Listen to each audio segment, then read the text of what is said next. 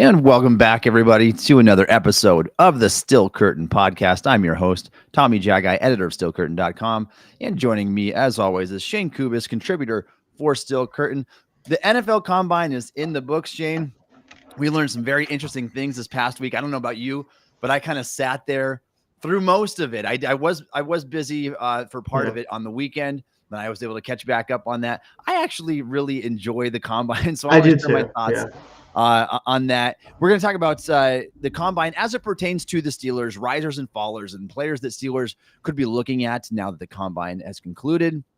And then in the second half of the show, Shayne and I are going to talk about this players the Steelers could target in free agency. Who should they look at? That's coming up by this time next week. We could have some answers already, and even prior to that, because the legal tampering period starts on March 11th. Free agency period starts on March 13th. And so we'll be able to find some things out pretty shortly here. So we'll break down some of those moves. How can Steelers clear up some additional cap space? First, Shayne, before we get into all of that, let's start with some of the news around the Steelers this week. And like it or not, the Steelers are not expected to make a big play for a quarterback. This has kind of been the writing on the wall has been here all along. But Mike DeFabo of The Athletic said that the Steelers are not interested in signing Russell Wilson. They're also not pursuing Justin Fields in a trade or signing Kirk Cousins or Baker Mayfield. Shayne, I just don't know what's kind of going through their head right here. I mean, I know that from their perspective, they drafted a quarterback in the first round a couple years back. Things have not worked out particularly well. I think if you compare the Steelers to the other Kenny Pickett in particular to the other quarterbacks in the NFL or in the AFC right now, it's hard to make a case that he's even at the halfway point in that group. I mean, he's towards the bottom when you really map it out here. And is this going to be good enough? Like, are they really going to go into the season with Kenny Pickett, a a Mason Rudolph or Tannehill type guy, and just like a third stringer? That seems increasingly likely. And I think the issue ultimately is, I think when it comes to the guys that are available, right, I think you look at the top quarterbacks that are going to be available in some way, shape, or form. In the draft, you're probably not moving up to get one of those guys. You're too far away compared to the other teams that are looking to do that type of stuff, right? So you're probably settling for someone who maybe isn't somebody you actually believe in or who might not be able to start right away. Justin Fields is an investment in terms of draft picks and money. Probably not as big of an investment as we were worried it might be if we wanted to get into it. Based on reports out of the Combine, it probably isn't going to take like a day 2 pick, or at least not a high one. So, that's something, but you still have to worry about paying him his 5th-year option. Also, what does that contract look like after if he plays well? And then you look at the Cousins of the world, the Baker Mayfields of the world, probably signing big deals with other teams that are a little bit more ready to compete offensively. And then you kind of have, like you said, Russell Wilson, maybe. He'd be cheap. He's getting paid a lot of money from the Broncos the next few years to not play for them. A Tannehill, a Rudolph to come in and compete with Pickett. Like, it seems the path of least resistance is probably what they're going to do, which is just, again, adding a veteran backup, whether it's their veteran backup they had, a different one, and then maybe taking a shot on like a round 5, 6, 7 rookie or something like that. Yeah, that absolutely seems like the most likely route at this point, based on Mike Tomlin's comments, Omar Khan's comments. They've both given glowing endorsements to Kenny Pickett. So it looks like he's going to be that quarterback. Now, the one that I'm particularly intrigued by still, Shayne, is Justin Fields, because the asking price could be relatively low. I mean, you might be talking about a 3rd-round pick at this point for Fields if these rumors out there are correct and that there's just not a lot of suitors. I don't know. I mean, to me, that's a worthwhile gamble. Like, why not do that? He obviously has a lot more traits to work with than Pickett does. And if it doesn't work out, you burn a 3rd-round pick. It's not the end of the world. And maybe even if he leaves in free agency, maybe you recoup some of that, because if he does well enough and signs somewhere else. So I feel like it just doesn't make any sense to me why the Steelers are so content going into the season with the quarterback situation being the way that it is. Now, obviously, they have 2 more spots to fill. But it looks like it's not going to be anybody that's really going to threaten Pickett at all. I mean, maybe you get like a Tannehill in there and Pickett struggles. You can elevate that guy, but it's not going to be anything substantial. And the Russell Wilson one is even interesting. I know that one, I just don't have a lot of interest in that. And I don't blame any Steelers fan who doesn't either. But I still think that you plug him in there, he's probably an upgrade over Pickett.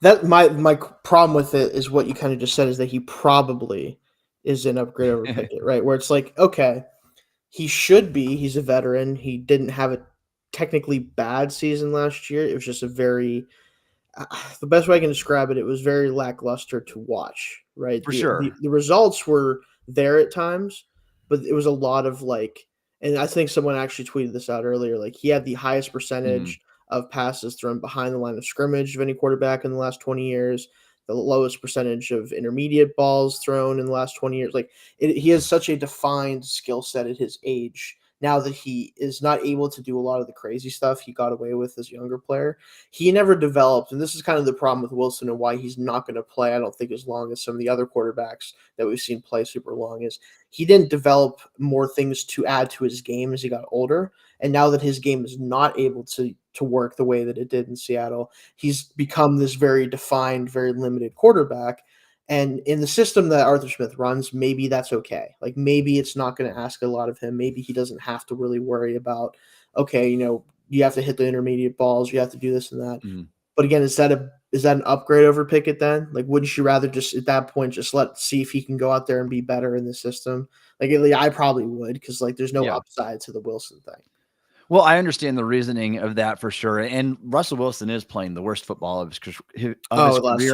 And you hit it on the head. Like he didn't develop those other things that can make up for his declining athleticism in arm and in his older age. He's 35 years old. Having said that, he played 15 games last year, had 26 touchdown passes. That's exactly double what Kenny Pickett has in his career with a 98 passer rating. A lot of this comes in garbage time. So again, you can't use statistics to argue everything.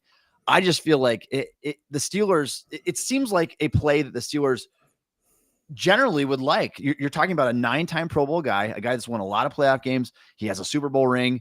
He might come at like dirt cheap. Like you might be able to get this guy for veteran minimum. Still no interest on their part, according to these reports. I just feel like you're setting yourself up for a situation. If Kenny Pickett does not take a significant year 3 jump, your entire season is forfeit. And I feel like that's the problem here, is because you compare it to these other quarterbacks in the AFC, it's just not going to measure up. And that's what scares me. And part of just knowing all of this, Shayne, is the fact that if the quarterback play doesn't get there, it's just all going to be for naught. And that's what's it's so scary to think about at this point. I don't want to dwell on that too much, because I can't change Tomlin's mind or Khan's mind in this. But I'm just hoping they're making the right decision here. Let's move on from that quarterback talk. Let's talk about another big topic blowing up in these past few days, and that is Allen Robinson. The Steelers reportedly want to keep Allen Robinson, and Allen Robinson wants to stay. So if both these parties have it their way, he's going to come back again next year. We're going to get a 31-year-old Allen Robinson who did nothing in 2023 come back. Now, the salary has to be a heck of a lot lower. I'll tell you that right now, because right now his cap number is $11.9 million for the upcoming season. Robinson was credited with starting 17 games as the team's slot receiver this past year, had 290 receiving yards, 5.7 yards per target. That's like dumping it down to like a running back. It's just bad. Like it was bad all around. Even as a blocker, he did not grade out well. Now he's willing in that regard, and I think that's why the Steelers want to keep him. But the Steelers would save $10 million, Shayne, $10 million instantly by cutting him loose. And you need that money in free agency. Like, I just don't know what they're doing. Like, these type of decisions right here will have fans losing confidence in Omar Khan unless they get him down to like veteran minimum, which he needs to be. He needs to be a veteran minimum player at this point. His base salary needs to go down to nothing, essentially. And even then, he's taking up a roster spot. The guy doesn't play special teams. He has 26 special teams snaps in his 10-year NFL career, Shayne. So he will not help you in that regard. What are they thinking here? I think ultimately it's kind of what you said, is in Arthur Smith's offense, he likes to have a receiver that can be kind of a point of attack blocker at times in certain situations, right? And somebody who's willing to do those types of things. And a lot of Shanahan-esque offenses, guys who run the wide zone, a lot of those really require that of their receivers. And obviously, like DJ's never been one, like Deontay's never going to be that. George can be when he wants to be, and he's quite good when he's asked to do so and wants to do so. But I think that they view him as that type of player. And the problem is that's barely a rosterable player for most Yeah. teams. And it's certainly not an 11 and almost $12 million player for any team, right? What it comes down to is he's such a negative on offense as a receiver that having him out there is essentially playing 10 on 11. Like that's where we've Mhm. reached with him.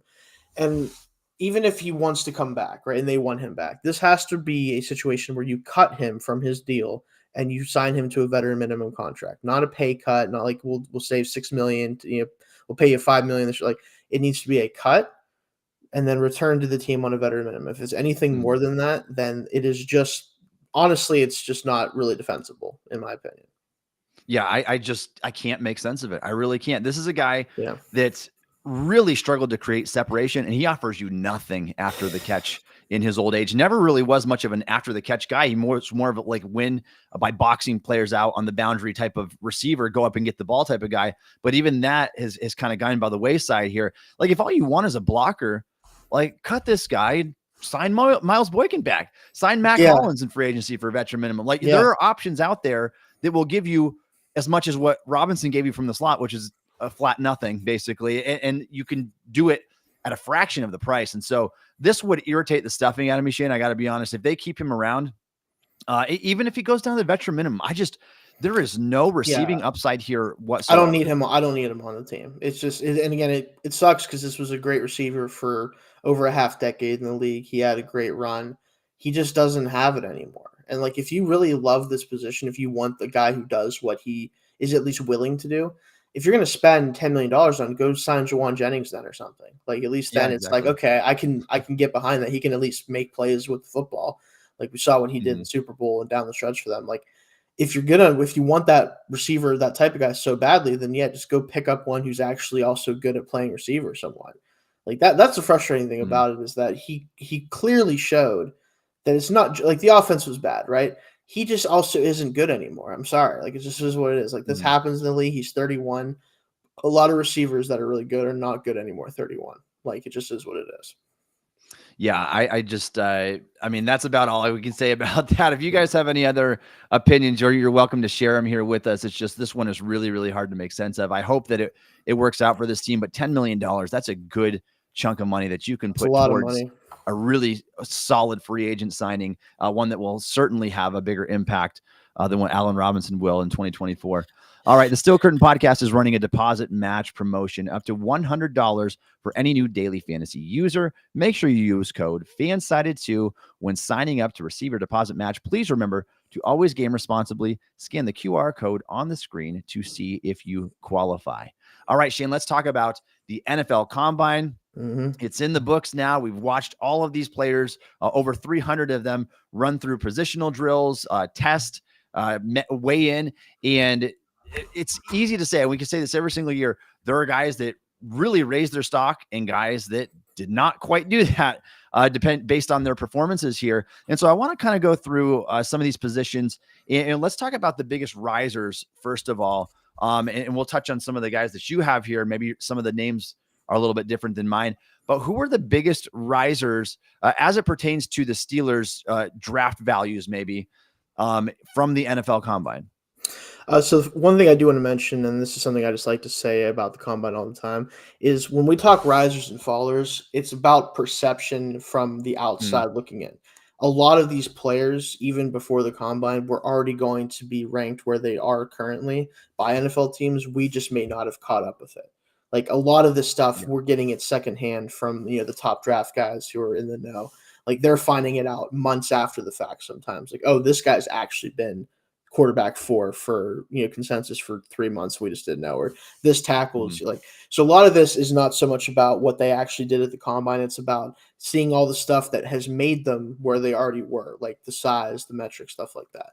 A guy that I want to start with, because we talked about him a little bit on the show last week, Amarius Mims. His measurements came in at a ridiculous level. Like this is someone we've rarely seen someone with his frame and athletic profile ever. And again, I will stress that this is a guy who played less snaps than probably any first round pick is going to play for a very long time. Like that is a genuine concern, both because of injury and because of inexperience. But the tape that he showed is good. And when you have this type of size profile and you move that, I mean, he does not look 340. Like if you looked at him and had to guess his weight, you'd be like, oh, that's a lean, mean, like 310-pound, 6'8" guy. It's like, no, that guy's 340 pounds. Like he just looks different compared to a lot of those guys. And he didn't get to do as much because I know he tweaked his quad or whatever it was. But like 40 was really solid for his size for sure. Like everything he did show there, size wise, everything was great. Yeah, Mims was one of the biggest stars of the combine because of that, running a 5.07 at 6'7" and 340 pounds, 36 and an 1/8 inch arms, almost an 87-inch wingspan. I mean, the guy has a length that's comparable to Dawan Jones last year. The difference is he's not carrying the extra weight around. No. His body type is perfect for what he's asked to do, and he's got a lot more functional mobility than that guy. For sure. So, and I feel like, yes, he is extremely raw. I think he's had 8 starts in his college career, which is not very many. He's going to end up probably being the first player to be drafted in the first round to have this few snaps. Yes. So regardless of all that, I think the intrigue is certainly there. The upside is certainly there. I don't think he probably moves quite as well as he tests. He tests as a 95 percentile athlete against guys that are significantly smaller than he is. Yeah. But I do think that, he has the potential to be just that long-term right tackle in the NFL. I do think he projects best as that right tackle. Steelers could use a right tackle, obviously. He could reunite him with his old teammate and Broderick Jones there. Mims is frequently mocked to the Steelers. I don't think that's going to change after the combine. I think it's only going to increase probably. But I definitely agree with that one there. I was impressed with the entire tackle class, really. The tackle class all these really guys showed out. This is such a strong group. And I've been saying on Twitter, I'm really going to be disappointed if the Steelers miss out on the tackle talent at the top of the draft this year and the wide receiver talent, which we can get to here in a second. Yes, but I have some this tackle group, it's, I mean, Troy Fontenot, he was, I was super pleased to see that he had 34.5 inch arms. The guy can that changes his evaluation a little bit. It does. Absolutely. And he's a guy that's not even guaranteed to be there for Steelers pick. I mean, he's played almost 2,000 snaps the last 2 years and he's good. I don't know if he'll be there.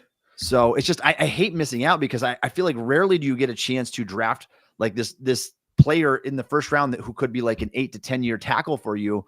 And I think that could genuinely be the case for the Steelers. There's a lot of good tackles in this draft, and they all performed well at the combine. The one I was a little bit disappointed with, we'll get to in our next one here.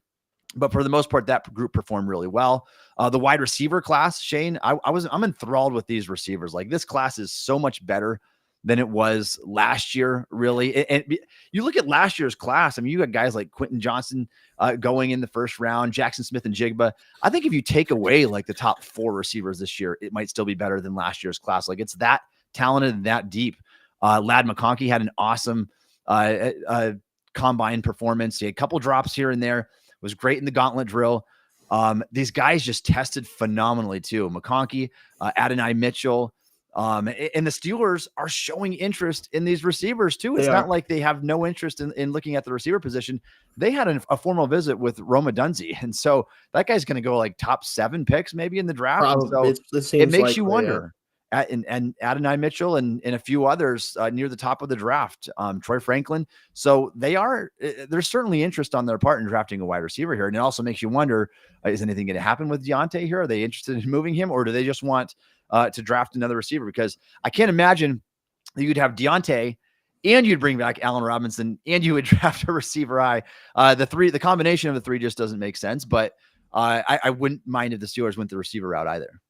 Yeah, and the nice thing about it is that we don't have to address receiver early and still get in on this class. Like there are legitimately, I would say like 15 to 20 receivers who all deserve to go in the first 2 days of the draft. Like it is just unbelievably deep in terms of the amount of guys who are legitimately like they have a role that is well defined, or they at least have the talent to have a role that's well defined.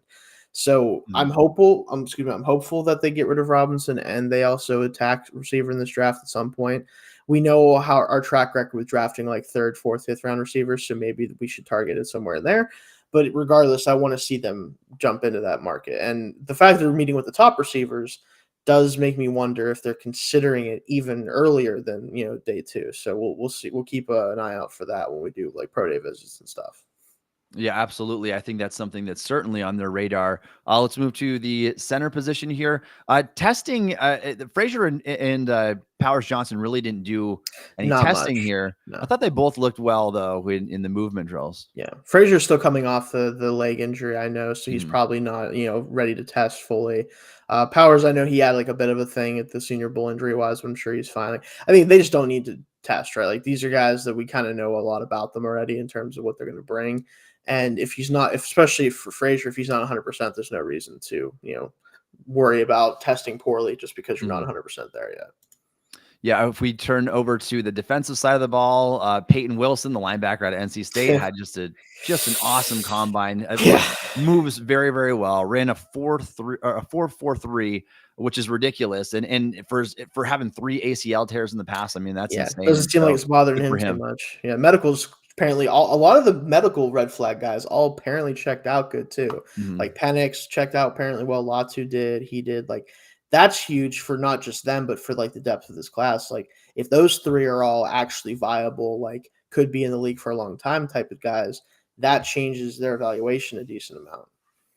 Yeah, and unfortunately, Wilson is like the one top linebacker the Steelers did not meet with at the Yeah, combine that I've seen, yeah. at least. Maybe they're like, "There's So, no way we're gonna be able to take him. Let's worry about other guys." yeah, perhaps not, and we'll see. I mean, the combine visits are a third of the slice here when Yeah, it comes to yeah, tracking, and I think the least important of the 3 because you get so many of these. We want to see the in-house visits, and we want to see Tomlin and Khan on the pro day trail. If we see those things, there's a good chance that player is going to be on your radar. So still hope for sure. him. Going to the cornerback position, Shayne. A little bit disappointed in this group overall, but I do think like Terrion Arnold, he looked exactly the way that you would hope he would. Obviously didn't test as like an elite athlete or anything that way, but certainly good He enough. plays faster than his speed indicated though. Like that's important for corners. Like Mhm. because if you were a 4.5 guy, like that's okay, like that's playable. But he looked significantly faster than a 4.5 guy on tape, so that isn't something I'm super concerned about. But was a little bit surprised though. Yeah. Quinyon Mitchell. I mean, what more can be said? I mean, I'm typically opposed to taking non-power 5 guys in the first round. I think there's just too much risk to it. I don't feel that This concerned with him. guy's Like it's he's got the different. production. It's He different. dominated the Senior Bowl. He tested as an elite athlete at the position, and he's got quality size too. I think that he's going to be a guy that goes in the mid-first round. I think he's a guy that's gone before Pittsburgh's pick. I really do at this point. I think so too. I think he could go as high as like the Raiders. I think. Like my question with them and like with the corners is because of the offensive talent, we could see 10 to 12 offensive players be drafted before a single defensive player gets picked. And it's not because the defensive players aren't good enough to get picked. It's that Mhm. with the tackle class we have, with the receiver class, with the quarterback class, like guys are going to get pushed down the board. But Mitchell, I wouldn't be shocked if he's the first defensive player selected, even ahead of the edges, just because like as good as the edges are, I could see team needs lining up or like maybe they Mhm. decide, we need a corner more. But with Mitchell, and you talked about like the non-power 5 thing, and I think that is a thing. But I think with him, like if you're going to take a non-power 5 guy, right? They need to dominate their level of competition. They need to show up at the All-Star games and dominate there too. And then they have to dominate in the testing and the combine. He did all 3 of those things, right? He checked all those Oh boxes. yeah. So I think even for a team like the Steelers that maybe doesn't like to do that typically, power non-power 5, if he were to be there at 20, I would not be surprised if they're like, listen, we saw him at the Senior Bowl, like we Mhm. know what he's about. We can take him at 20, and I'm not going to worry about it. But I do think he's going to go Yeah. earlier than that. I think Jacksonville is a nice landing spot for him. I know they released their starting corner, one of them, Darius Williams. So Mhm. like they seem likely to be one of the first couple teams to take a corner too. So Yeah, I think the Steelers would be able to break previous draft trends to yeah, take a for non-power him, 5 guy yeah, if Mitchell was available there. So keep an eye and see if they get the visit with him. And the other guy I want to mention as well is Mike Sanderstill, who did just an awesome oh job yeah, as well at the combine. Obviously has the ball production. I think he had 5 or 6 interceptions last year yes, for yeah, Michigan, and just a physical downhill play. Just does everything you want him to do. The ideal slot corner. Like I think he has the potential to be one of the best slot corners in the NFL. A guy that the Steelers, I'm sure that they would love him. I just don't know yes. if it's going to line up right to be able to take him. Maybe as like a second round pick. Like if he makes it to that point, he's just a really good football player. Any other risers from the combine that you wanted to mention, Shayne? As far as risers, like guys that the Steelers might be interested in, I thought the interior defensive line class looked really good. It's just how many of those guys are going to be targets for the Steelers. Like Fisk, I talked about him last week. He tested like an unbelievable athlete. I don't know if he'd even be there in the second round where we pick at this point. Like I wouldn't be surprised to see him go earlier than there. So, that's probably out of the question. Some of the other guys that tested pretty well, but like how early you would take them. Well, I definitely have some guys in the fallers though that we should probably talk about. Yeah, Fisk was the winner from the defensive line and testing as like a 99th Murphy tested great too, but I mean Fisk was Byron Murphy's was just a step behind him, I think, in terms of like combine on field drills. Both of those guys are really good, and I honestly, Shayne, I would not be surprised if he ends up like in the back half of the first round somewhere. Like I think the testing was that good, and the tape is it's good possible. For him, so. I mean, him and Newton, like 3 defensive interior guys in the first like 35. It might be a stretch. One of them is going to be the odd man out. It'd probably be Fisk. I would assume just tape wise. He feels for sure like the guy that's going to fall between their first and second round pick. If I probably, yeah. There is actually one tackle I wanted to mention because I feel like if the corners end up being the better players at 20, and then the middle, like the next couple picks don't really line up either. A tackle to keep in mind who also came in like with enough arm length and also tested unbelievably well. Troy Fontenelle's teammate, Roger Rosengarten. Okay. He had a hell of a workout, 9.59 RAS, really good tape at right tackle for Washington. I could see if they're looking to try to upgrade a tackle and they want to pick someone later, he'd be a guy I'd be very interested in because he has all the tools required to be a really good tackle. So I just wanted to shout him out. All right, absolutely. Let's go to the other side of things here. Let's talk about some of the players that were falling after the combine. I want to start with the quarterback position here, Shayne. Steelers did not show a lot of interest here. And so it just doesn't look like they care much at this point, at least. And maybe that'll change. But of those 45 visits, I'm really surprised to see that they didn't go and at least meet with a couple of these guys. But Spencer Rattler did not test at all like I thought he would. Really, I thought he was a better athlete than that. You just watch him he just seems like such a smooth player. And I didn't think he would test like an elite athlete or anything, but running a 4.95, I think he ended up testing as like a 41 percentile athlete, which at his size at 6 foot 217, you probably want to be more athletic than that.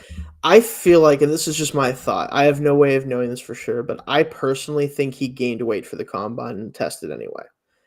I don't think I don't think he was 217 in South Carolina. Like I think he was a smaller player, and that's okay if you can handle. And he took a lot of hits. He handled it. He didn't miss a lot of time. Like I think he has the toughness, but he did not look as slim as I usually see him. I think he did kind of because of his size. I think he wanted to go, and that's the same thing with McCarthy. That's why McCarthy didn't test because there's no way that dude was playing at 219 in Michigan. No shot. Like he gained probably 15 pounds for the combine. So I think his mistake was still testing. And I think maybe he's like, well, let me still just test. I'm here. Teams don't think I'm a running quarterback that much anyway, like whatever. But yeah, I don't think that number is as real as it seemed because there's no way he was as like that big at college. There's no way. No, and maybe that is the case with him. He just definitely looked like a better athlete than how he tested for sure. I think he plays better than that. But there's already questions like the hit rate at 6 foot and under quarterbacks is so small to begin with. So he just had just a hard route overall being a transfer guy and having to go back and prove himself again, fifth-year senior. And so he might have hurt himself a little bit at the combine, and maybe the teams already knew this stuff about him, like you said. And so we're just finding this out a little bit after the fact. I want to jump over to wide receiver now. Troy Franklin was the guy the Steelers met with, but yikes, does he not look natural at all. Like running the gauntlet drill, he's weaving all over the place, double catching everything. Personally, Shayne, I know that he's fast and athletic. I just don't have a lot of interest in receivers that don't have natural ability. The problem with Franklin, and he's been in a lot of first-round conversations for a long time, right? The production is there. I get it. But you get this feeling, and the same thing happened at the combine to an even worse extent. He just, like you said, he's not natural. Nothing he does feels easy or natural. Like he fights the ball when he's catching. He doesn't have natural hands. He's fast, but he's not like so fast that he will just work out as a deep threat fast. Like I think he can get down the field. I think he's a good deep threat, but he's not this generational type of deep threat that he'd probably have to be in order to make good on a first round pick with his skill set. He's slimmer than you'd like for his frame. Like, so many of the things about him scare me. And it's like, could he end up actually being great? And it turns out it's not a problem. Sure. But I had a lot of the same questions as far as hands as like Quentin Johnson last year. Like, my problem with him was not like, I saw the athleticism, I saw the size, I saw all that stuff. He is not a natural catcher of the football. Like, he just isn't. And in the NFL, when windows aren't as open, when you don't have the ability to double catch and still hang on to the football, it's a problem if you don't have natural hands. Like, you're going to get contacted. You're going to have guys on top of you. Can you catch the football in those situations? In Johnson's case, in his first year, and then in Franklin's case, a lot in state, like that, the answer was no. So if you're taking a guy like that in the first round, like, you have to have a plan for him to kind of solidify his role where he's not asked to do some of that stuff that is hard for him. But in that case, you probably just shouldn't be taking a player like that in the first round, maybe not even early in the second round. So yeah, I wouldn't be surprised if he falls down to day 2 and maybe he's available there. With that, there's so many receivers that kind of pick your flavor. I feel much safer going with a receiver that has natural ability, and I just don't know if he has that in terms of natural hands catching and stuff. And Tez Walker's another one that's kind of that way too. Gives me some Darius Hayward. I at least think he's actually legit fast. He's fast and big, and so you can work with those traits there. It's a little easier to project that. Yeah. Definitely. Let's move over to the defensive side of the ball. And I see Matt Kay in here, R. Barley. Thanks for joining us, guys. If you have any comments, just drop them down there, or questions, and Shayne and I will get to those. Let's talk about the linebackers here, Shayne. Outside of Peyton Wilson, and I know that there was a couple guys that tested pretty well, I'm scared of Jeremiah Trotter Jr. I really am. I needed to see this guy run and test, because I know there's so much more that goes into the position that, don't get me wrong. But all along, I felt like this guy is Vince Williams. Like, he's a box going to come downhill type of player. I don't think that, I know he graded out decent as in coverage at Clemson. I don't think that's going to translate well for him. And it's a little bit concerning to see linebackers with questions about their speed that choose not to do speed and agility testing.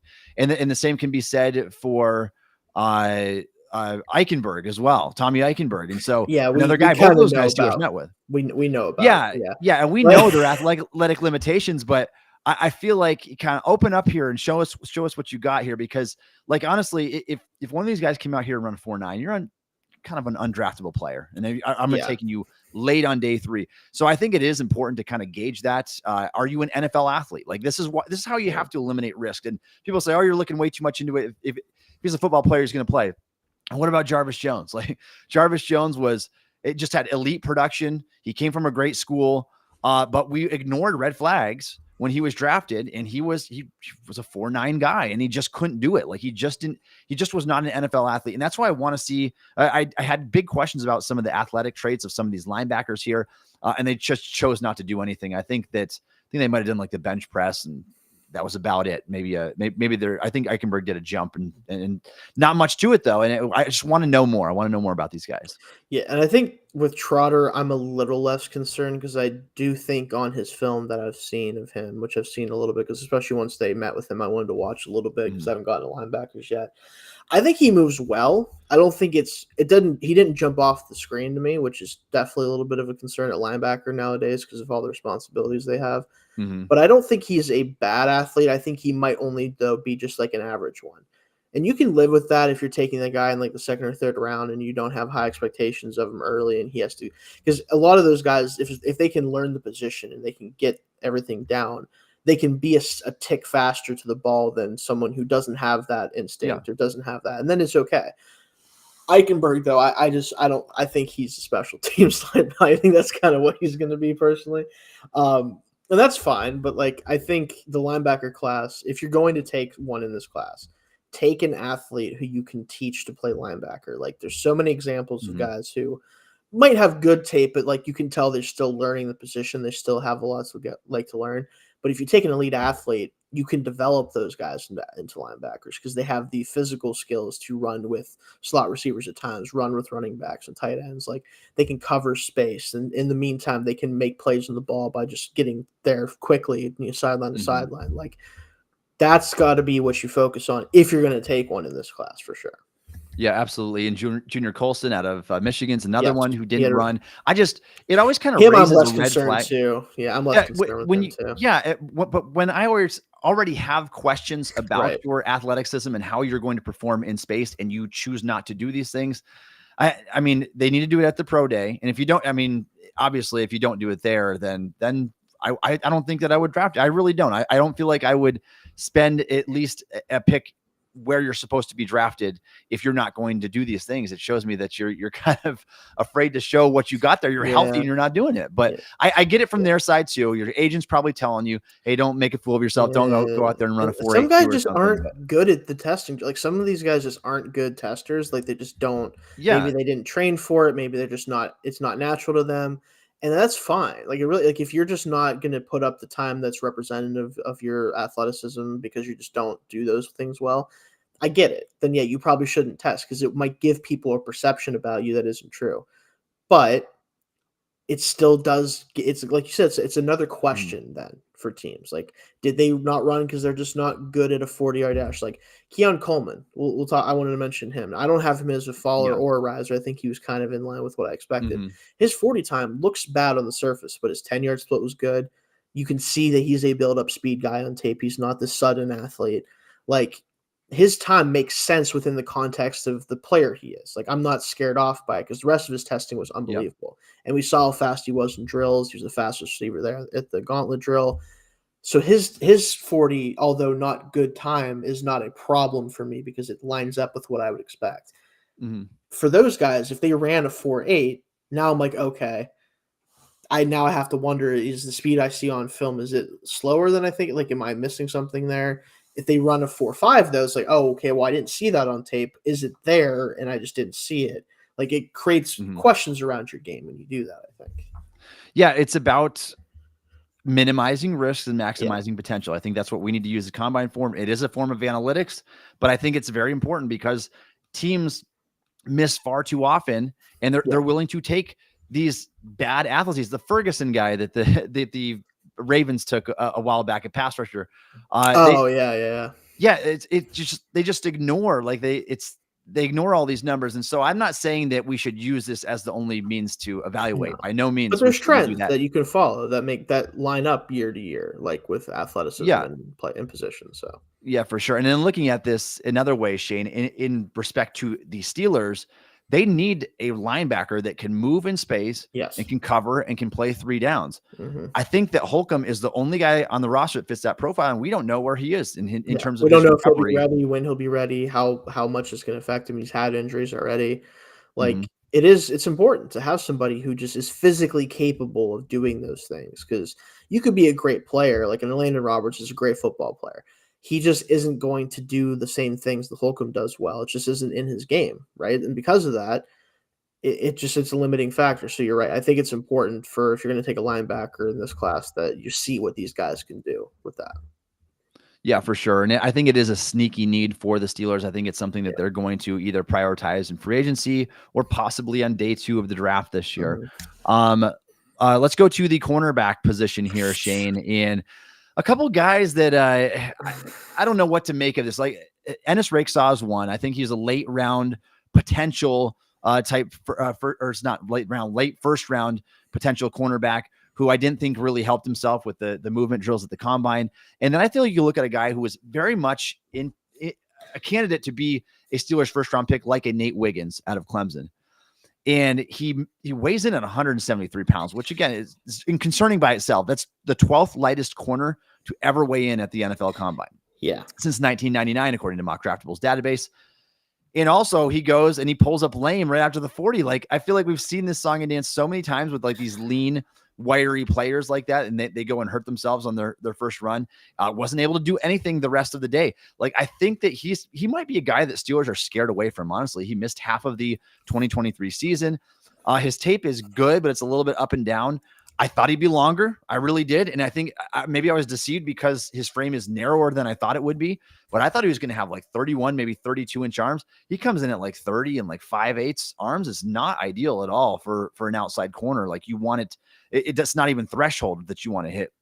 So I do think that he plays the game similar to what Joey Porter does.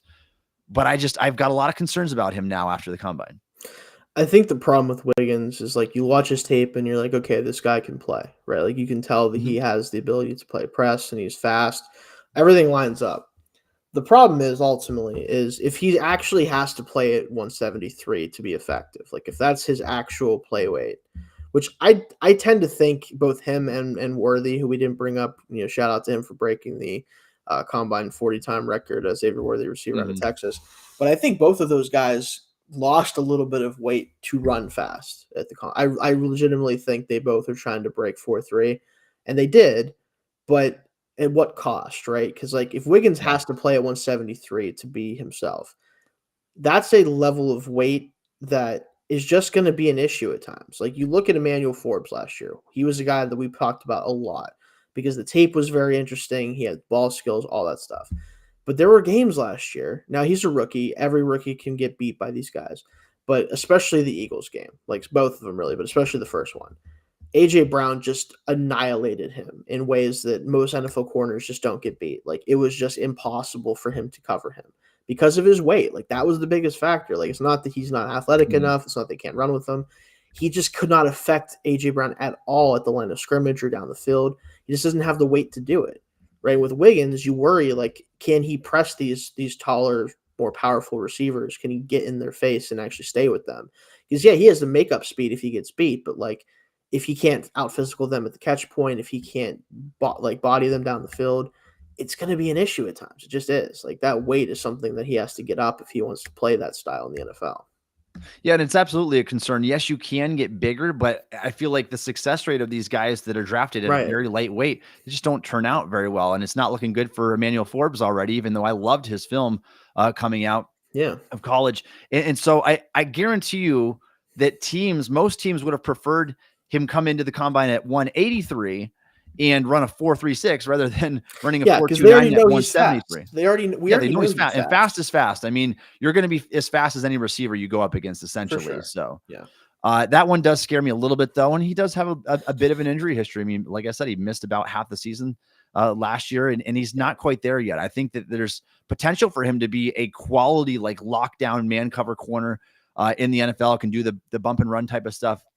But the weight is a little bit concerning to me, and so I would drop. I'm going to drop him a little bit on my board because of that. The success rate again with those small corners is just not there, and so we'll see what he comes in at his pro day. I think that'll be big for him, and if he's ready and healthy, ready to go. 180s at his pro day and still look good. Like because if he can't be in the 180s at least, it's just a lot to ask. It just is.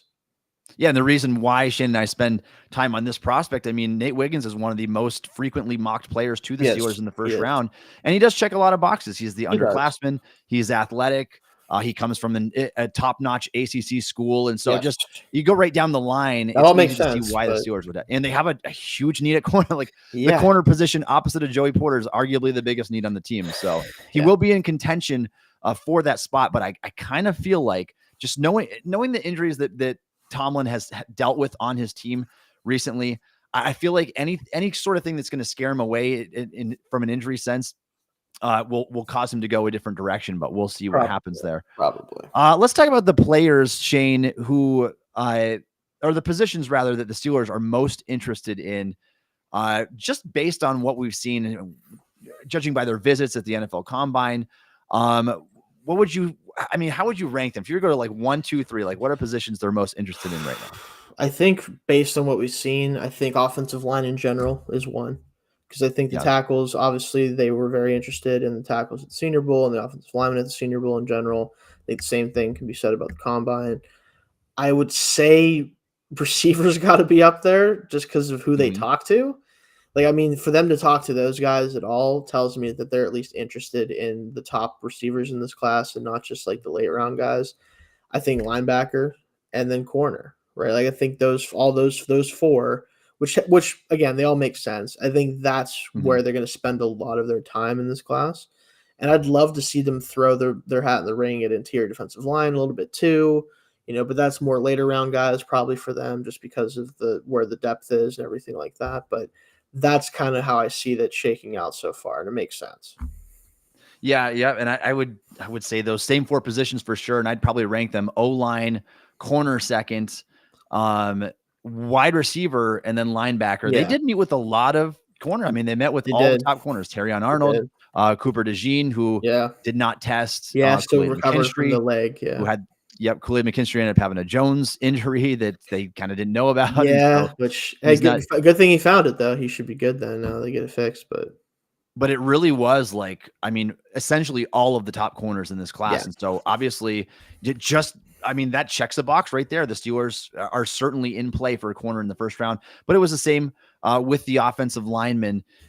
Basically met with all the top tackles there as well, minus a couple of the guys they know are going to be out of their reach. Yeah, like Alt's not going to you, Shauna's not going to you, none of those guys are. Yeah, the one guy I wanted to mention too, I mean, we're past this part now, but Tyler Guyton wasn't quite as impressive. Did I talk about Guyton? No, you didn't, but he did not test as well as I would have hoped. I don't think it changed. Yeah. Like ultimately, like you see it on tape, right? Like you can see his movement skills. The physical tools are there, but it would have been nice to see him. And he's not had the pre-draft process that I think people thought he did. No, to have the numbers to go with it would have been nice because he is already a little bit of a raw and sloppy player. I know he graded out worse in 2023 than he did in 2022. And he's a guy that turns 23 years old shortly after the draft. So it's hard to know what to make of him because I think he's kind of like this project tackle in a way that's kind of not really helped himself throughout this process so far. He needs to go to a tackle factory like the Packers or someone like that. Like that's where he has to go, in my opinion, to be effective. But yep, I do think that upside is there though. But I was pleased to see that they all came in with good length and that they all they profile as sticking with tackles, and a couple of them had question marks beforehand. I think we can kind of put those to rest now. All right. If you are a fan of the Pittsburgh Steelers and you'd like to support the Steel Curtain podcast, please consider subscribing to the Steel Curtain podcast on YouTube. We appreciate all of your support. All right, Shayne, let's talk about Steelers free agency. By the time we do this show next week, we're going to have some answers. I would have to believe, and there's going to be a lot of movement going around in the NFL. So let's talk about these free agent options. Let's start with cap space first of all, because this is an issue right now. It doesn't have to be, and I don't think it will be by the end of this. Yeah. But the Steelers, I believe they've got $8 million in cap space, $7.999 million according to Over the Cap. You can get a lot of cap space in a short amount of time here with a couple of moves. And those would be, you can restructure the contract of Minkah Fitzpatrick. That's one of them there. You could do it to TJ Watt. You can give Hayward an extension. If you want to give the phony extension and tack on the voidable years, you can do that. And those three moves right there, and it combined with cutting Allen Robinson, which it seems like the Steelers might not do for some odd reason now. If you were to do those four moves, that would get you up to $51.5 million of cap space to work with. That's a good chunk, and it allow you to go after essentially anybody here. And remember that when you sign a player, you do not have to distribute that money evenly. So even if you wanted to sign a Kirk Cousins, it's a long shot here, but what you can do is you can make the base salary very low on that contract extension. Say if he gets a 2-year deal, make the first year cap hit much, much lower, and then backload the contract, which is what the Steelers typically do on all of these deals. But you can go out there and you can get a couple of really quality free agents. Is there any other moves that you would make to clear up cap space? I mean, those are the main ones. Like for me, what I did, and this is just because I didn't want to do restructures yet, because I just wanted to see like what could they do without even having to go to the negotiation table, right? Sure. Like if you cut, like you said, if we cut Allen Robinson outright, which is what should happen. If you cut Larry O, if you cut Pat Pete, DeMonte KZ, Keanu Neal, because those two didn't play very well last year. You cut all those guys, you have $36 million right now. Right. And that's enough to get anybody sans Kirk Cousins. Oh, yeah. Right. And that's obviously you could still do that with Cousins. It would just be like you said, have to be structured a certain way. Like there's clearly room to make here that you can use to really improve this roster and free agency. The question is, how much of that are they actually willing to do? Because with the Steelers in the past, I would say not much, because they don't like to go into free agency and get guys that are important players. Like they get bit players, they get role players.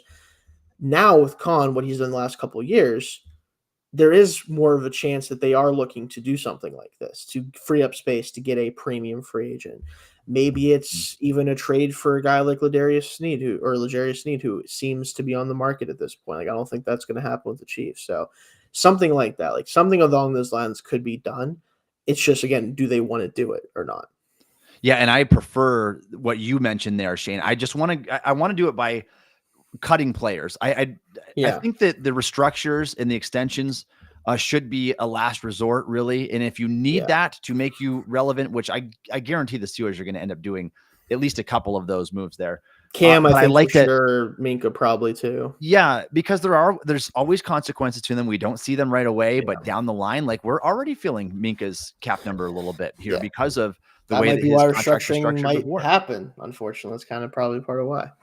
Yep, and unfortunately, that's going to be the case. But if that does happen, he's going to have a really big cap number a couple of years from now, and that's going to make things really interesting to see what they do with him, and maybe they'll just kind of stretch that out with voidable years or give him another extension. But there are certainly means to go about getting the money that you need to work with in free agency, and like you said, we can do pretty much anything with this. I'll be excited to see where they go. But just knowing, Shayne, based on their past, it's probably likely to be like a lot of these like mid-level free agent signings, like the Miles Jack, the Levi Wallace, the James Daniels, like those type of moves. And I do think that in some ways they have it right. I think that free agency is about filling holes, and the draft is about finding cornerstone players that you can build your franchise around. I think that's what you should do for the most part. I'd prefer to fill holes with guys that are maybe a little bit better than Levi Wallace or a Miles Jack. Some of those signings haven't worked out. James Daniels is fine. I like that one at the time.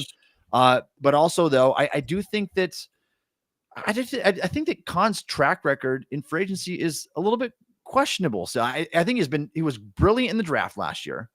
But you look at two of the moves in particular that he made last offseason, close to this time, and that was giving Mitch Trubisky a big extension, and that was signing Larry Ogunjobi again to a 3-year, $29 million contract. I was not a fan of either of those moves. I think both of those moves bit this team in the butt, and they're going to feel the consequences of those. Now, you're not going to be perfect on everything you do. I totally understand that.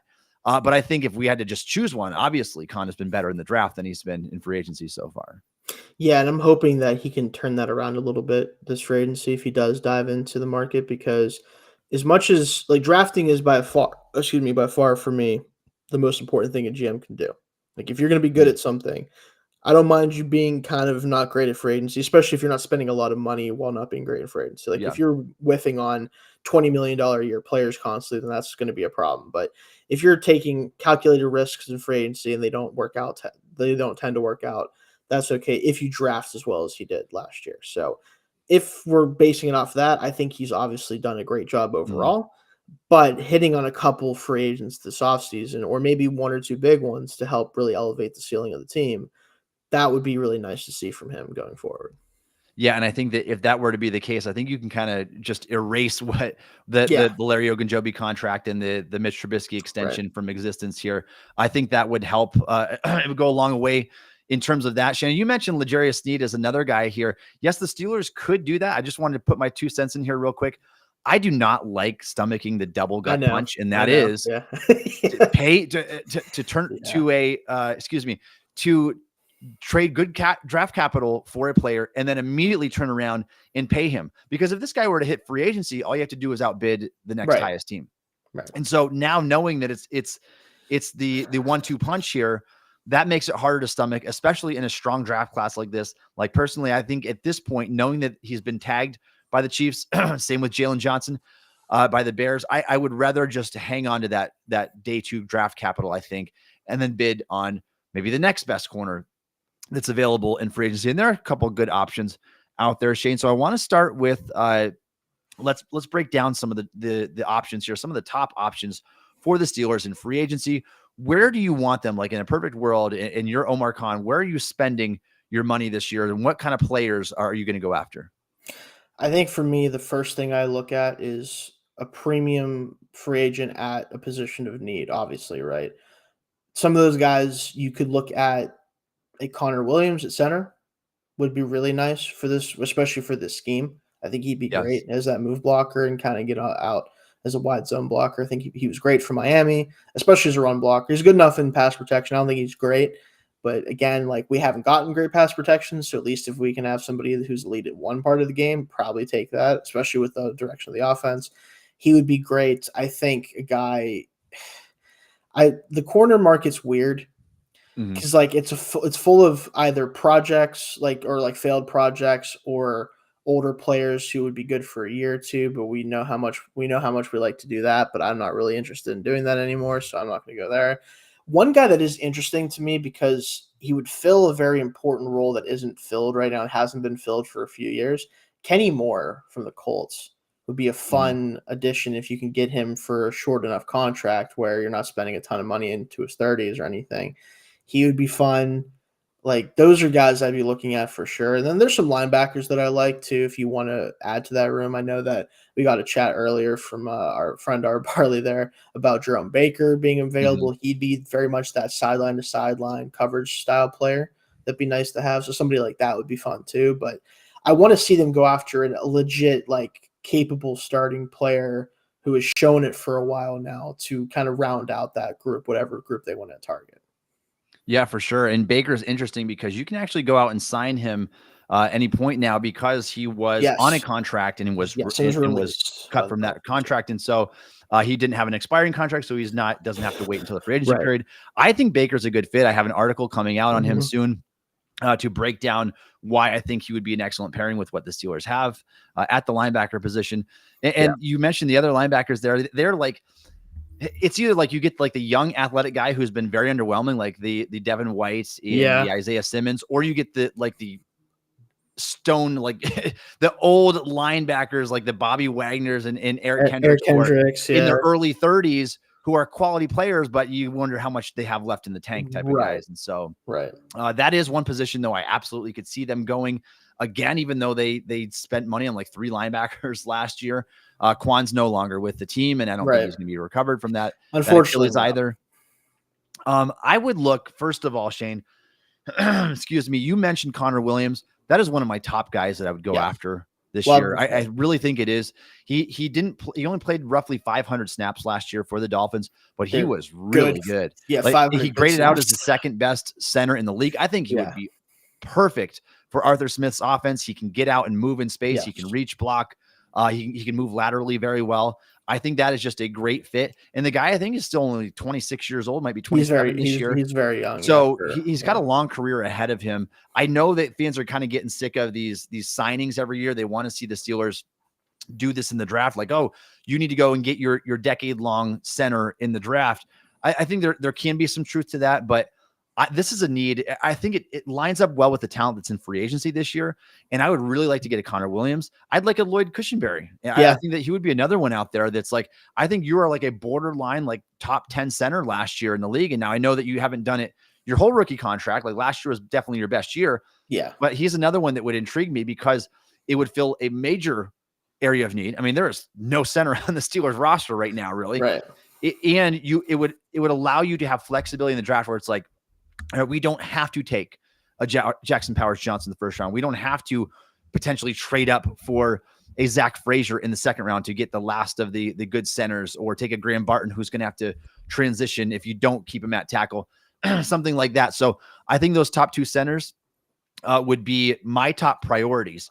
After that, Shayne, you look at a guy like Kendall Fuller, the cornerback from the Commanders. He's coming off a really good season. I think he's a very solid player, different type of corner than what Joey Porter is. And that's why I think that like the ideal pairing would have been like L'Jarius Sneed, where you can do like more man coverage, bump and run stuff. But I think that Fuller is a really good player coming off the best season of his career.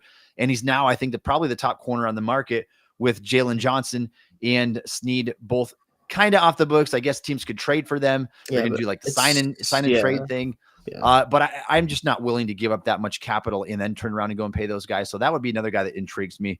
And then safety, Jordan Whitehead, I think, would be an interesting option here too, with his versatility. I think he's coming off like back-to-back solid seasons here. They could use a guy that can play safety, can play in the slot, and do a couple things for him. So I think that one would be good as well. Is there any other names that you want to mention in terms of players to target? I don't think he would do it, but Steven Nelson wouldn't be bad for a year after the year he had with the Texans.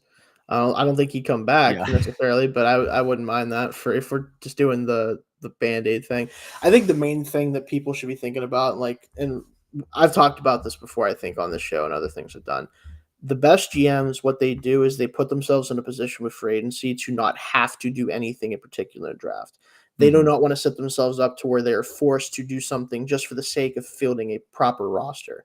If you don't sign any center in free agency, it doesn't have to be a top guy. Like, you go after an Aaron Brewer who was in the system before and like has at least experience there, where maybe he's a little undersized and probably can't really pass protect that much, but like can get out and be a great run blocker, Mhm. whatever it is. Like, if you don't sign a center, for example, we do not have one on the roster that has played center recently. Obviously, like Herbig was a potential backup center last year option if we needed him. Daniels can play center, but that means then you're missing a guard spot. Then does that hurt? Is that Herbig? Is it someone else? Like, to have to take a center. Let's say Jackson Powers Johnson goes before 20, which is totally possible. Like, there's teams ahead of them that could easily take him. And then Frazier goes before you're picking the second round, or you, like you said, you have to move up to get Mhm. him in the second round. Now you're moving pieces around and you're missing out on things solely because you refuse to address it in free agency, right? So if they can sign a center, if they can sign a placeholder corner in either the slot or outside, who, yeah, maybe he doesn't have to play then if you draft a young guy, but he can be there then. It gives you that freedom to not be forced to do something. Exactly. It is so important to get those bases covered before the NFL draft, because if you go into the draft with gaping holes, and the Steelers have done it, they're as guilty as anybody in the past. Like, we knew in 2016, this team desperately needed to draft a cornerback. Like, they had William Gay and nobody on their roster. And I think Ross Cockrell ended up doing something for him, but they were Yeah, he so was desperate for okay. a cornerback. They dug down and took Artie Burns, which most people had as like a third round graded corner. And so we've seen teams do it in the past. And then obviously every NFL team does that. But when you start taking for need instead of taking for BPA, best player available, that's when your team building philosophy is just bad. And then, and it doesn't work out for you long-term. You end up getting these guys who weren't good value picks and proved to be just okay players, and the Terrell Edmondses of the world, if you will. And not that Edmonds is a horrible And football Edmonds player. Edmonds is actually kind of about as good as of an example as you can use, where he still is Yeah, because okay. I mean, yeah, exactly. Because he's that guy. They needed a safety. They pigeonholed themselves into drafting one. It was like Bates or whatever, and nobody really saw Edmonds going there, but they had a need there. And so cover your bases before the draft, and that way in the draft it should be about taking the best players at Yeah. the most important positions. The philosophy seems so easy and so cliche, but you'd be surprised at how many teams mess that up. It's really like when I watch the draft every year, and like obviously sometimes they end up being the smart ones, but there's times where I'm like, man, like I feel like if you can't do that, right? Like, it, not many GMs get away with going against that mindset. Like, some of them do. Mhm. Like the Lions last year had a draft where a lot of people were concerned about it, but at least with them, like I knew all the players they took. I'm like, I'm confident all of them were good, right? Like, Yeah, yeah. they're all really good. Like, maybe not the best position to target with those type of picks, but all of the players are really good. So I think it's going to be fine. And it was, they were great. But like some guys, they do that. And it's like, you didn't have to take that player here. Like, it just isn't Mhm. where they should go. And it just doesn't work out sometimes. So. Yeah, and I think a lot of the times, Shayne, you can see this on paper. Like the Steelers draft in 2023, like you weigh their value against the consensus board.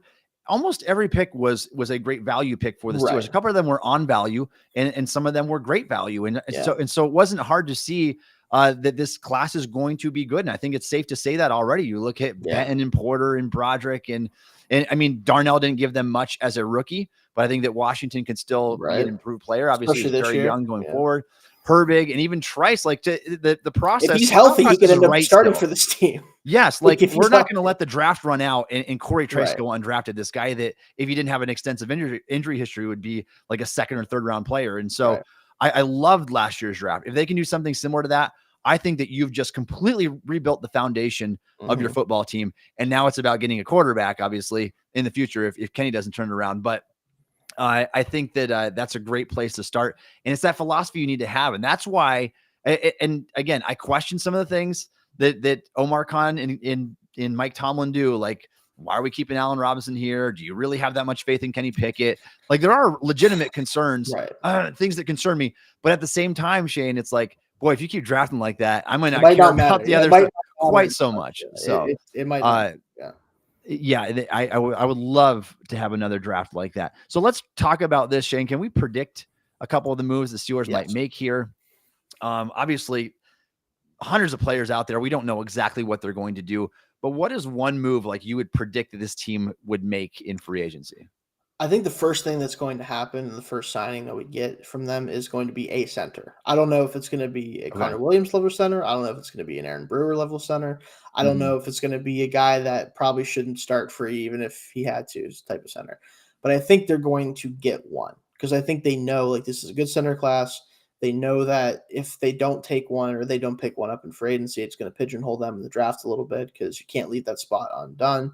So I think that's the first thing that we'll see. I also think we're going to see a linebacker signing pretty early.